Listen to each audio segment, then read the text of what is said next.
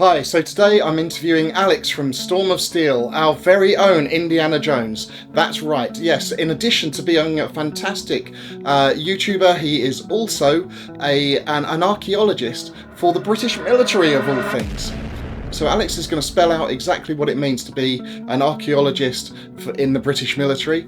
He's also going to run through some slightly gory stories about his digs that he's done in Northern Europe around World War I sites as a bit of a busman's holiday. So do hang around for those, and hope you enjoy it. Hi, so I'm here with Alex from Storm of Steel, the wonderful Wargaming channel.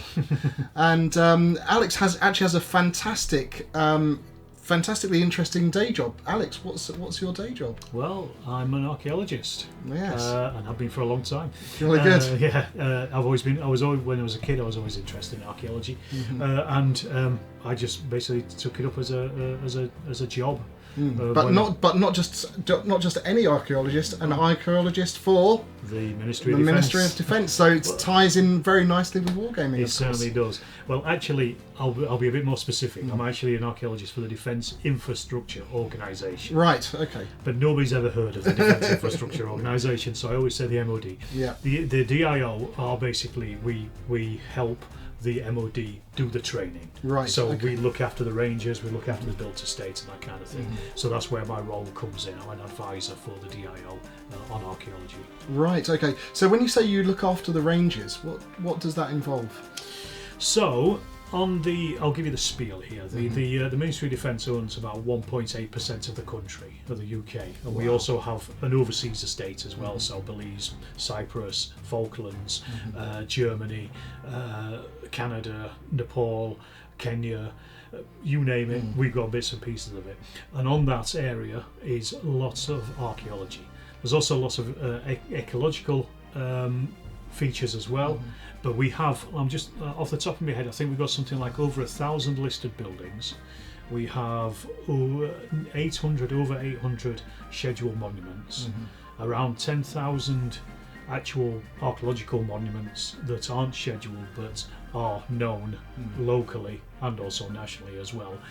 So we've got a huge amount of historic assets across the estate, and it's my job partially to look after those and keep them in tip-top condition, basically, or as close as we can. Oh, right. Okay. Yeah. That seems like a very big job for one person. Well, I'm saying one person, and presumably there is a team of you. We have a team. There's me and there's my boss. Yeah, that's a team. But no, we also have Batman and Robin. Yes, we also have a historic buildings team as well. There's 3 of them. So basically I cover what we euphemistically call North and Scotland. So that's everything from Lincolnshire all the way up to Cape Wrath in the UK, and all the estate that is on there. We also, as I say, we've also got the overseas estate. Me and my boss divide it between us. So every so often I get to go out to Cyprus, and as you know, it is for work, obviously. Yes, naturally, yes. It just happens to be a really beautiful Mediterranean island. Yes, and it's always, and presumably it's always the winter that you need to go out. Of course, yeah, absolutely. But yeah, I mean, there are several perks to the job, of course, but it is a job at the end of the day, and we are doing there for work. Yeah. So I cover quite a lot, and I liaise very closely with what's called the TSOs, which are the training safety officers, who look after the rangers as well, and make sure that the units that are training in them are doing the proper thing, and I advise them from an archaeological point of view. Right. Okay. What's a typical sort of artifact or whatever that might be on there that you might have to guide them and sort of talk to them about?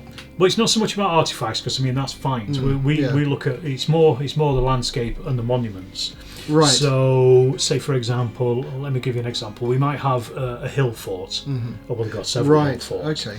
But they may be getting damaged through erosion, and because they're scheduled, we have to look after them. It's a legal obligation for a landowner to look after a scheduled or a listed building. In the case of scheduled monuments, you are not allowed by law to damage them purposely. You also have to, as I say, look after them so they can be passed on to future generations. Yeah. These are handled by in England by Historic England, Right. in Wales by Cadw, and then in Scotland by Historic Environment Scotland.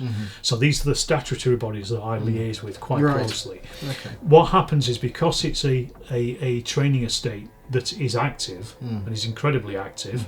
So, for example, Otterburn Training Estate is full of soldiers pretty much any time of the year, apart from when it closes down for lambing break. They inevitably there is some damage to those monuments. Yeah. And that might come from, a mortar strike, for example. Yeah. It might fall into the scheduled area. It may even be that a military vehicle goes over something. So my job is to basically try to reinstate those features so that they are just in better condition than they are, and we just look after them from that point of view. And also, I mean, there's we have tenant farmers as well on the land, and they have sheep and cattle and things that also can cause issues to the monuments. So again, this is something we liaise with the local farmers about, moving cattle off and things. So do you find that there's much tension between yourself and the users of the land? So the military forces that are using it for training, or the farmers, or no, because they are generally given briefings before they go on site. So we know where most of the archaeology is. We have maps of it. So there's always stuff to be found, of course. But they are then steered away from those areas in particular that are highly sensitive, for example. And we have a really good working relationship, as I say, with the TSOs, the training safety officers.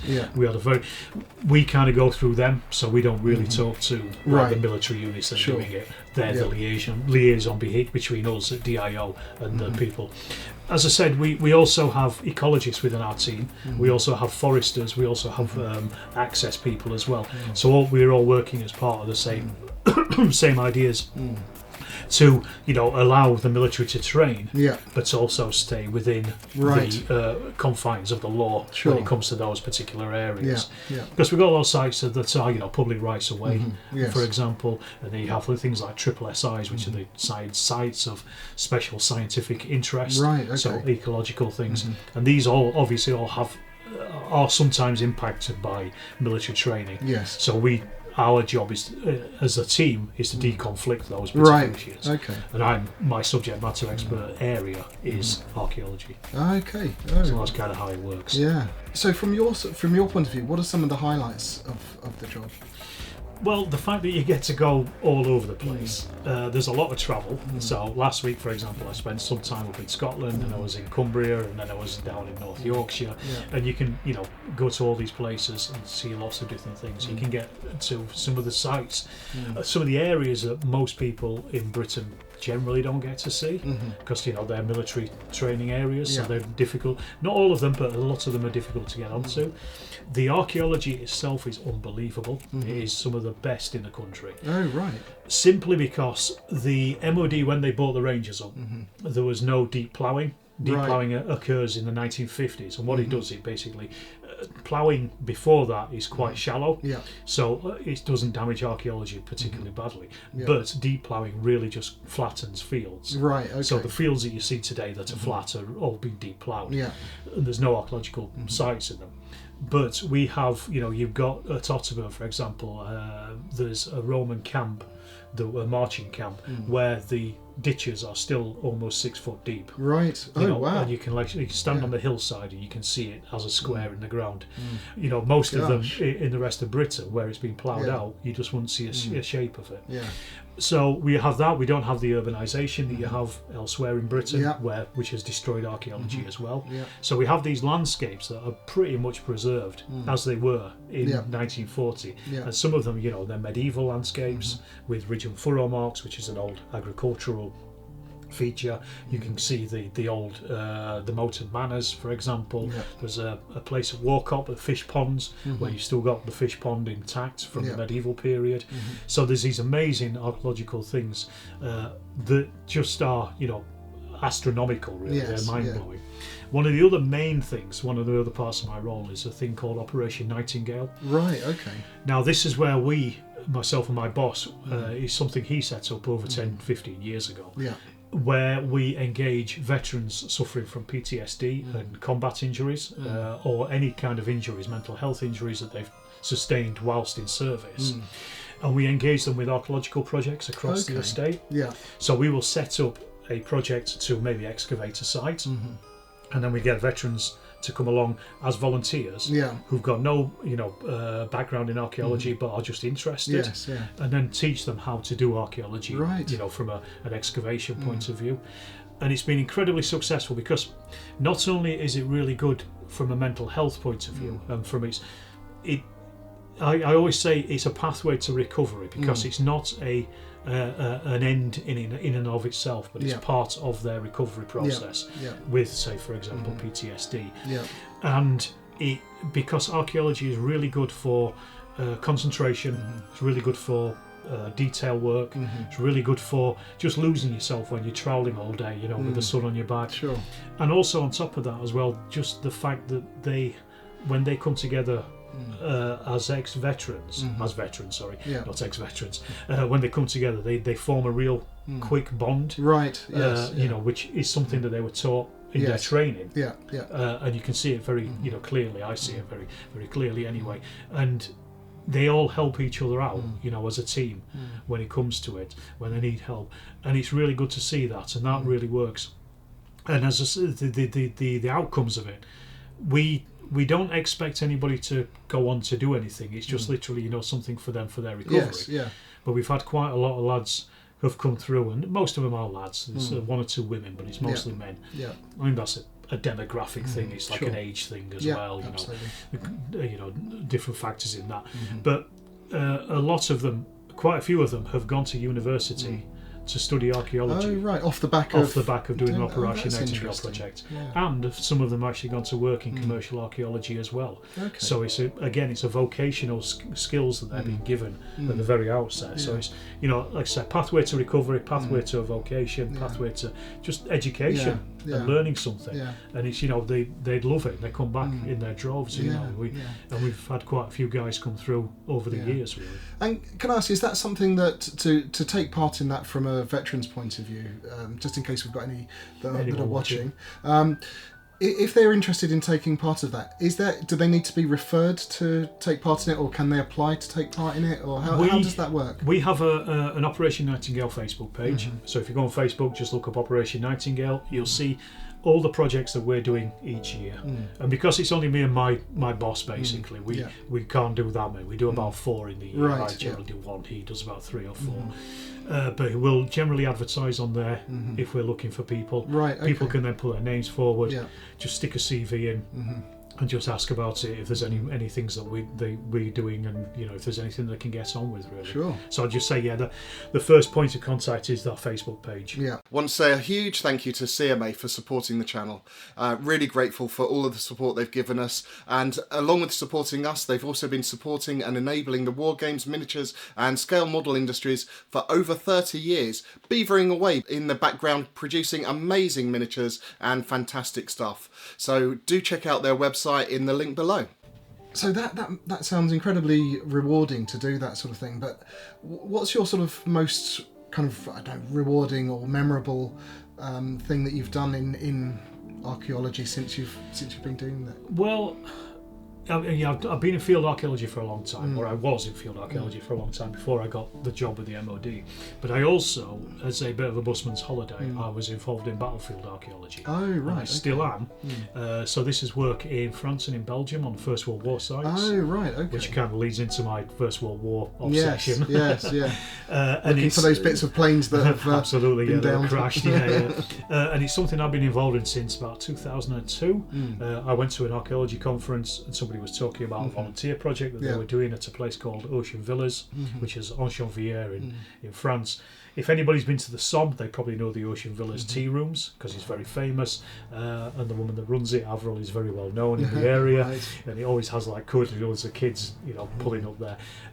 And she has a trench line in the back garden, which is mentioned. I think it might be in Robert Graves' book, Goodbye to All That. I think he mentions it in that. Can't remember off the top of my head, but I went along as a volunteer and helped them excavate part of that trench, and then from then the team kind of formed And then every year or so, we were actually doing some work in France. Brilliant. We did work at Thiepval Woods, excavating the frontline trenches that the 36th Irish Division attacked from on the first day of the Somme. Yeah. We've done work in Belgium, around Ypres. We've done work at Bullecourt, where the Australians attacked. That's more recently. And I've been involved with it for quite a long time. And I think probably one of the highlights of it, I mean, we found quite a few bodies over the years, inevitably. Sure.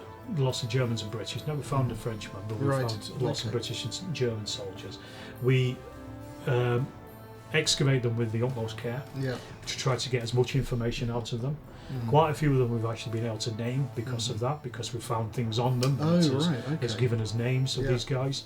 Then they've been buried with a named grave, you know, usually in the local cemetery, in the local war grave. Right. But apart from that, I mean, that's incredibly rewarding in and of itself. Sure. But one of the best things was at Bullecourt back in 2019, I think it was. We excavated, found 6 foot length of a tank that had attacked there.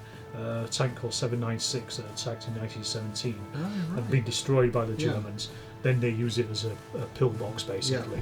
Then they'd been dragged off after the war, but we found 6 foot length of the tank track of it, which was unbelievable. And then Brilliant. Underneath it, there were 3 Germans that we found as well. Gosh. Now, crushed or no. That was the initial thought. That's what we thought. But then there was no damage to them. So what had happened? It looks as though these guys had been killed. 2 of them looked as though they'd been killed.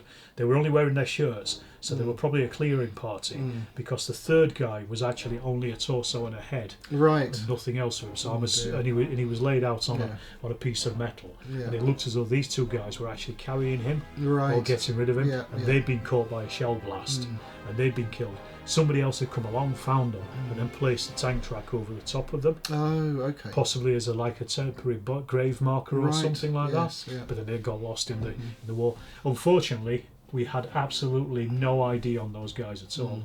We didn't even know what regiment they were, because they were just in their shirts, so they didn't have any regimental gear on them or anything. But yeah, it was an interesting find underneath a tank track, which we thought we'd cleared the sides at that point, lifted it up, and they were there. Oh gosh! So you know. So when you find a body like that, what condition is it? Is it just bones at that point, or yes, they're generally just bones. I mean, we've had a couple.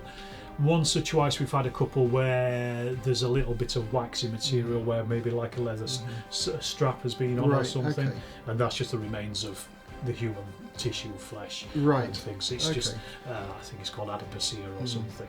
But it's generally they're just bones. Okay, and what parts of the uniform survive? Mostly boots. Right, okay. You get a lot of boots in various conditions. The Germans, you can tell straight away because they're absolutely covered in. They've got the jack boots on, so it comes up halfway up to the thing. But the British boot is pretty solid as well. We've had tunics, German tunics. We have found a pile of German tunics next to a mass grave. Oh, right. There was at least 6 bodies in there, and they'd taken their tunics off and thrown them all in. Interestingly, one of them had a little talisman, and it was a piece of trench art that had been made from 2 French bullets and a British bullet, and they'd all kind of been put together in like a little leaf motif. Oh gosh! And it's like with the fact that they're French and British bullets, it's almost like that Blackadder thing of Baldric carving his name on the bullet, saying if it's got my name on it, I've got the bullet that's going to kill me, not going to kill me. You know, and so it's almost like that. You know, it's a German guy with British and French bullets specifically. So yes, we find stuff like that occasionally. You find obviously metal bits, so like buttons of the shirts. You generally find.